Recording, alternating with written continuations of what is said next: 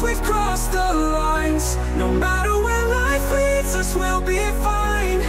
'Cause you'll always be a friend of mine. 'Cause I feel so stupid for falling for you.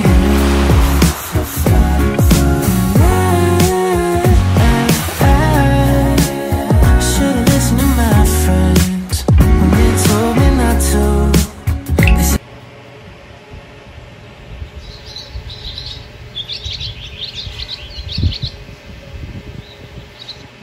Hello! Welcome back sa aking channel! Ako'y nagbabalik dahil natandaan nyo ba nung gumawa tayo ng fruit salad na ice candy? Sabi ko gagawa tayo ng Magnum ice candy. Yan!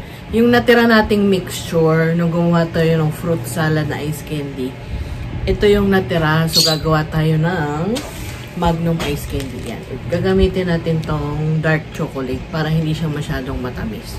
So, kahit anong klaseng dark chocolate ang pwede nyong gamitin. Pwedeng Goya, pwede yung nabibili sa Dali. Yan. Basta, nasa sa inyo yun kung gusto nyo yung normal na milk smooth chocolate or dark chocolate. Pero para sa akin, dark chocolate para hindi siya masyadong matamis. Lagi namin itong ginagawa tuwing summer. So, gagawa ulit ako ngayon para meron tayong dessert at lalo na mainit pa rin ang ating panahon. So, simula na. Kuha ako ng portion nung natira nating ice candy mixture na nilagay ko sa ref. Yan yon. So, malapot pa rin yan. So, same mixture gagamitin natin sa ating Magnum ice candy. Diba sabi ko naman sa inyo, pwede kayong gumawa ng maraming mixture para makagamit kayo ng or makagawa kayo ng maraming flavor sa iisang ice candy mixture. Para 'di ba, hindi kayo masyadong mapagod lalo na kung marami or bultuhan talaga yung gawaan nyo ng ice candy. Kung gusto nyo ibenta, kung gusto nyo pagkain, at least hindi lang isang flavor yung magagawa nyo. Marami kayong magagawang flavor sa ice candy. So, tulad nga na sinabi ko, yung ice candy mixture natin, meron niyang cornstarch. Ngayon, kung gusto nyo ulit makita kung paano natin ginawa yung ating soft and creamy na ice candy mixture, roll VTR. May pa-roll VTR pa. Meron ako ditong 7 cups ng water. So, bubuksan nyo yung kalan nyo in medium-high. Okay? Tapos, kailangan nyo ng isang lata ng ganito. Isang lata ng condensed milk. Kahit anong brand, okay lang. Tapos, syempre, dapat ang katumbas niya, isang lata or 2 lata ng evaporated milk. Yan. Tapos, meron din tayong 1 cup of cornstarch na tinunaw sa 1 cup of water. Yan. Kailangan tunaw yung cornstarch. Huwag nyong ilagay na cornstarch powder dyan. Hindi. Tunawin nyo muna yung cornstarch nyo bago nyo ilagay. So, 7 cups of water. Maglagay na tayo ng evaporated milk. Hindi kailangan kumukulo yung tubig. Hindi.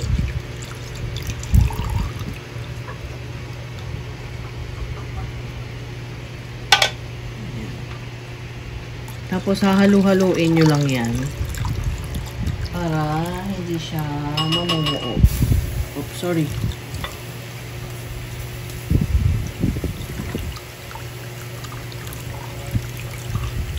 Namiss ko tong ice candy. Then, ilagay natin yung 1 can ng condensed milk.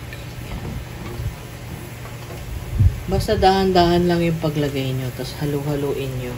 So, ngayon, lalagay na natin yung ating 1 cup of cornstarch na tinunaw sa 1 cup of water.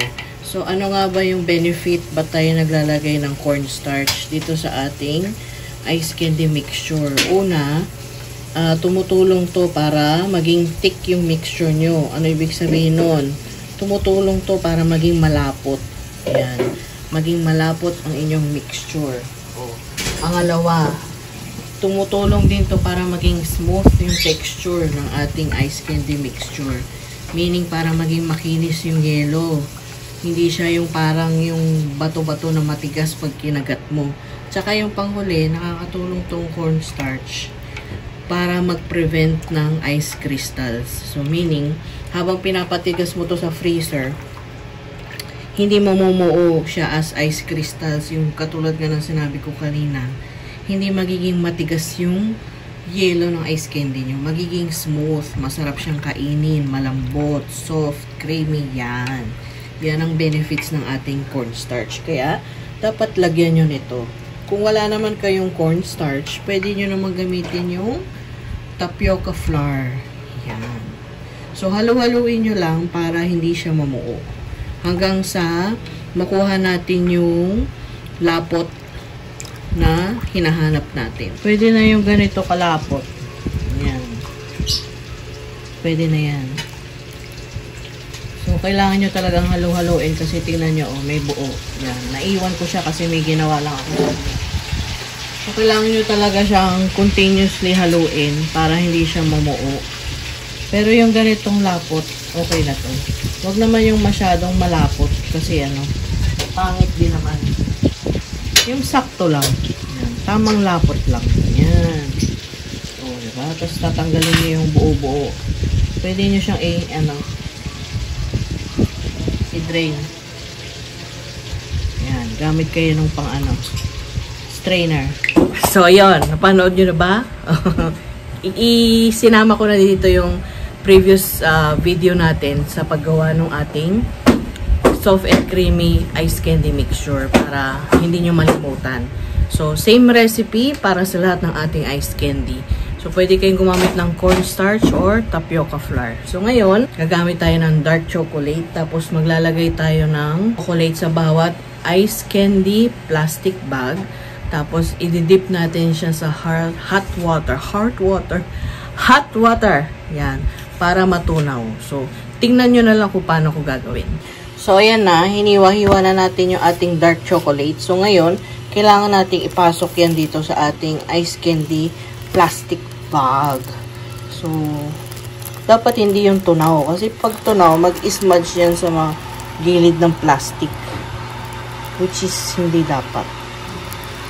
So, dapat medyo matigas pa yung inyong pasok. Ganito natin para madaling mapasok. Para hindi masyadong mahaba. Diba? Yan. Then, pasok.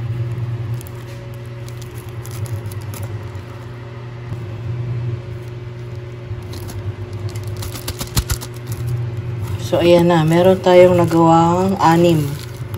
So, sa isang supot, 6 na pirasong ice candy. Isang supot ng dark chocolate, 6 na pirasong ice candy. Then, maglagay kayo ng hot water sa isang tasa. Tapos, ilulubog nyo lang dyan yung ice candy plastic na merong chocolate para matunaw siya. So, madali natin siyang mapipisa mamaya. Mapipisa. Ayan, actually, tunaw na agad eh. So, kuha kayo ng chopstick or kahit barbecue stick, walang problema. Then, kuha kayo ng isang plastic. I-flat nyo lang yan. Dapat covered yung bawat edges, pati yung ng ice candy plastic nyo. Excuse me. Yan. Ganyan. Kikita nyo ba?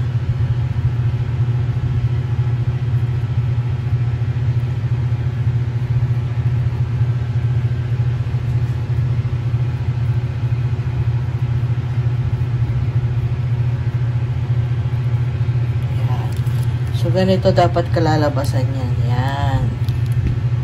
So, depende sa inyo kung gaano karaming chocolate ilalagay nyo sa plastic. Siyempre, mas mahaba yung magagawa nyo. So, ito, 2 piraso na chocolate lang nilagay ko. So, ganyan na. Ganyan na yung kahaba niya.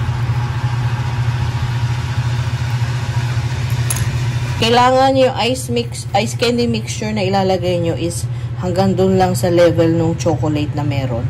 At dapat malamig yung ice candy mixture nyo para, kasi pag mainit, syempre, malulusaw nyo yung chocolate. So, ilagay natin dito. Yan.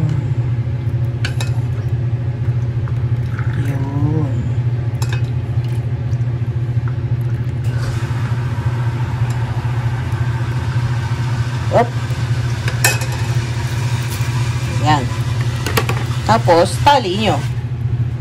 Diba? Meron na tayong isa. Ganyan. Dapat covered talaga yung mixture ng chocolate. Tapos, pag tumigas yan, crunchy yung loob, soft yung... Ay, crunchy yung labas, soft yung loob. O, diba? O, one down.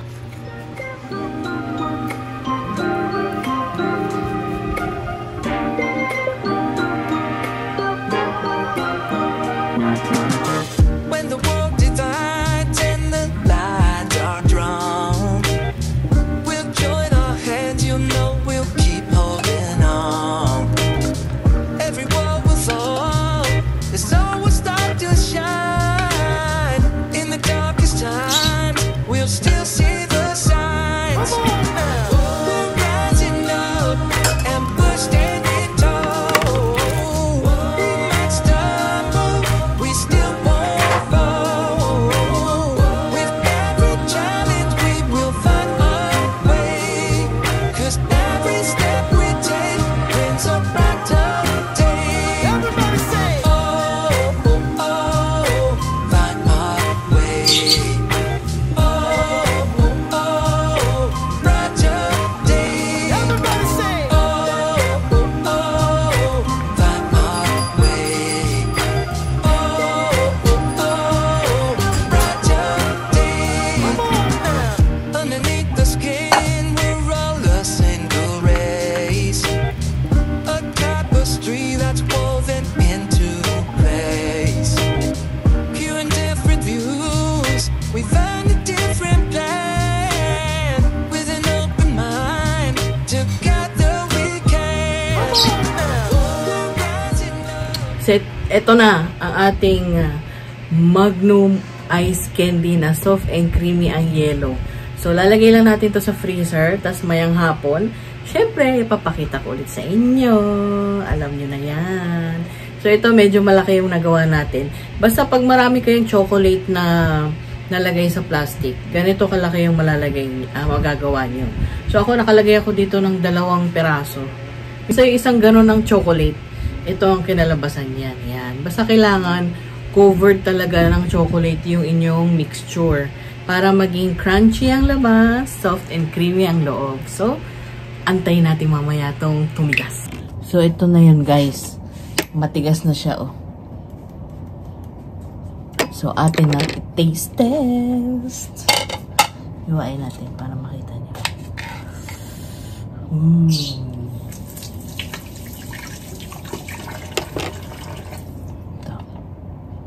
Tcharan! O, diba? Napaka-soft and creamy ng itsura. Itsura pa lang.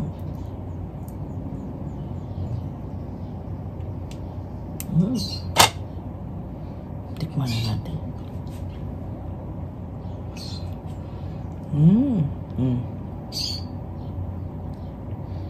Sarap. Magnum na magnum talaga.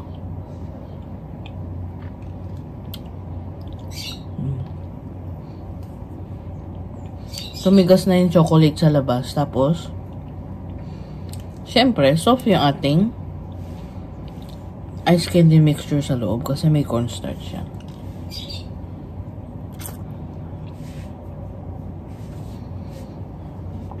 Masarap. Mas masarap to kaysa sa fruit salad. Pero syempre, depende yung sa panlasa nyo. Pero ako, bet ko to. Hindi na ako kailangan bumili ng Magnum ice cream. Dito na okay na ako. Magnum ice candy. Gawin nyo na.